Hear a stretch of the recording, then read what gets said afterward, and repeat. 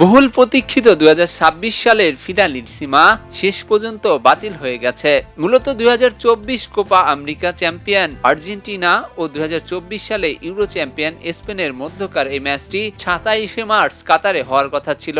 তবে মধ্যপ্রাচ্যের চলমান যুদ্ধ পরিস্থিতির কারণে কাতার ম্যাচ আয়োজনে অনিশ্চিত হয়ে পড়ে এবং পরে বিকল্প ভেন্যু নিয়েও সমাধান না হওয়ায় ম্যাচটি বাতিল করা হয়।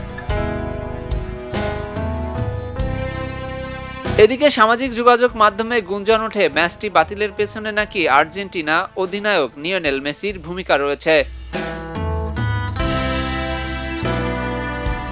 তবে ইএসপিএন জানিয়েছে বিষয়টি পুরোপুরি ভিত্তিহীন, বরং বিশ্বকাপের আগে গুরুত্বপূর্ণ প্রতিযোগিতামূলক ম্যাচ হিসেবে ফিনালিসিমাকে দেখছিলেন মেসি এবং ম্যাচ বাতিল হওয়ায় তিনি হতাশ হয়ে পড়েছেন।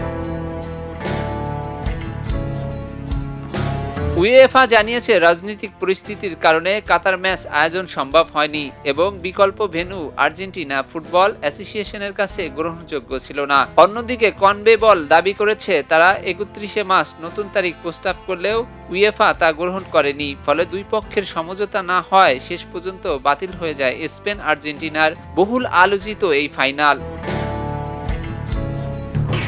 এলো খবরের কাগজ, নিখাত, নির্ভীক, নিরপেক্ষ।